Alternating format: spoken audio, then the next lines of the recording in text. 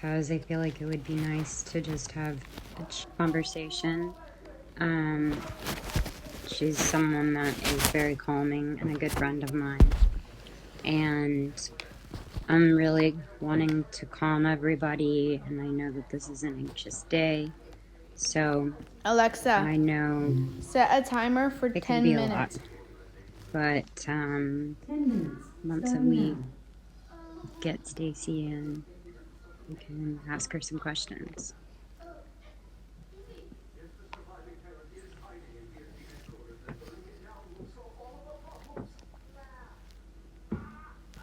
Sorry, I'm just reading your comments.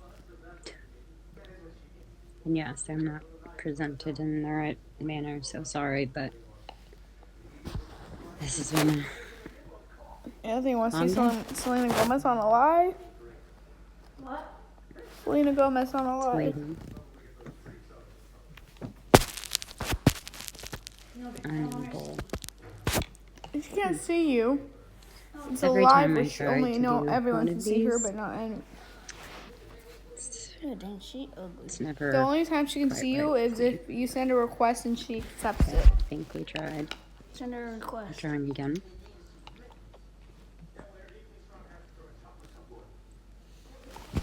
How you can vote is you can actually vote in person. That's what is suggested. Mail-in ballots, I don't suggest.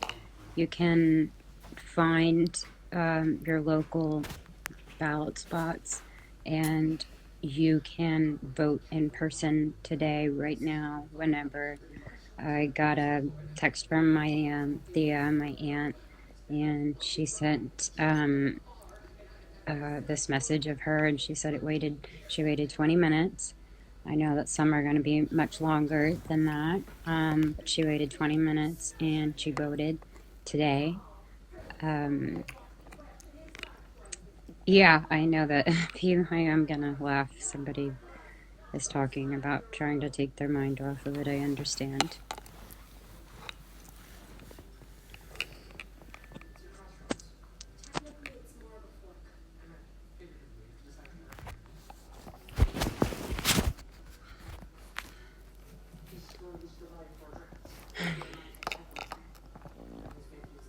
I'm trying to see if I can get her in, but if you guys have any questions for me about any of this, definitely would recommend it, and I could try to answer as best as I can. I know that a lot of voting in a lot of these states that also have different changing demographics of states like Texas and Arizona and Georgia.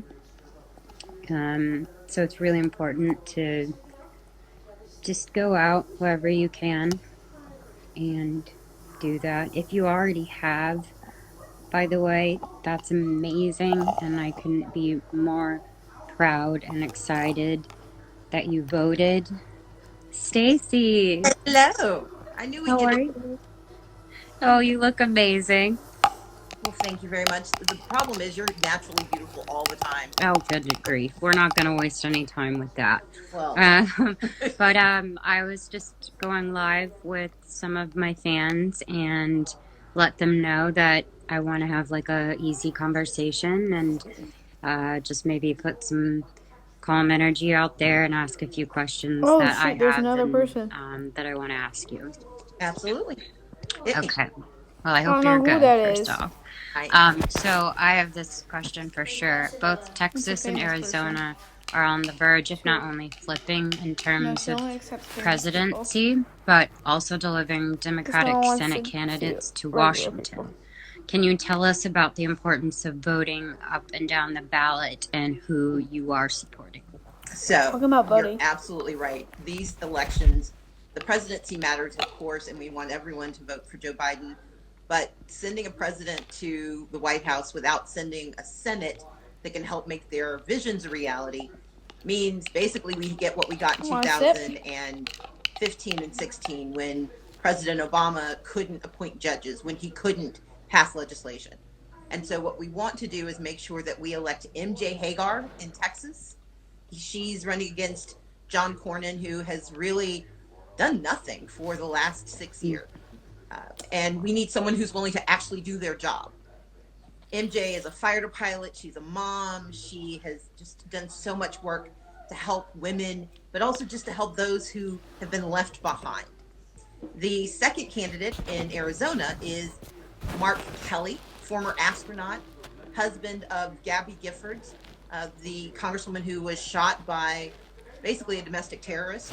And they turned their pain and her injuries into the Giffords organization, which has done so much to push for gun safety. And that's a critical issue because Mark is one of those guys who is an independent thinker, Alexa. but he believes in progress. Alexa. He's up against Martha McSally. How much time on the We timer? almost got rid of her last year or 2 years ago, and when Kirsten Sinema beat her, I was just about to well, say. he came back again, and this time it's didn't Mark's have turn to beat her. anything. Because we need senators from Arizona who not only defend the Latino community there, but also defend the Native American community that's been targeted by Republicans to steal their right to vote. And so we need someone like Mark Kelly who's working with Kirsten in Arizona to defend the rights of all communities, but especially the Latino and the Native American communities in Arizona. Absolutely. Can you tell us about what to expect over the next few days, as the election day winds down and states begin the process of counting ballots? So I'll start with this. If you have or know anyone who has an absentee ballot or a mail-in ballot, you have to hand deliver it. We know that unfortunately the Postal Service has been weaponized by the GOP. We've tried to take it back, but it's still running slow. And for many people, the only way to get your ballot counted is to take it directly to your county office, your county elections office, or to a polling place and return it. But here's what's going to happen next. Once those ballots are tabulated, those ballots are going to be received. They're going to start opening those ballots and tabulating them at the same time they start tabulating votes for the royal wedding, a royal. This will happen after polls close. What that means is that it's going to take some time because polls close in Arizona and in Texas at 7 p.m., but that's Central Standard Time. So I think Arizona is actually Western or Mountain Time. And so we have to be patient. It's going to take a minute because we have so many people who had to vote early, in part because of COVID. But that's not a bad thing. It's a good thing when we have alternatives so that people can protect themselves, protect their neighbors, protect the community. But it's going to take longer to count those ballots. That means that we probably won't have a firm answer tonight. Usually we get a projection that says, here's based on all the data, here's who we think won. But the reality is nobody knows until usually 2 to 3 days later for sure. Mm-hmm. What we want in the absence of a landslide where it's completely unambiguous, what we have to do is be patient. The way I say it is we have to ask for slow and right rather than fast and wrong. Because if we get a quick answer, it could miss thousands of people, in fact, millions of people who voted by absentee, who need to fix their ballot. It's called curing it. Those are often Latino voters, Black voters, Native American voters who are routinely treated more harshly if they make a mistake.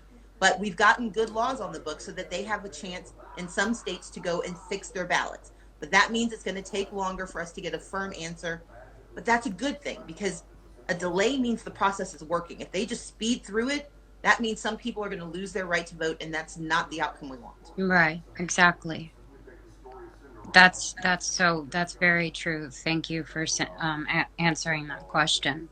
But on that, we're on the cusp of major victory due to the changing demographics of states like Texas, like mine, Arizona, and Georgia. Can you talk to us about the importance of people of color turning out today?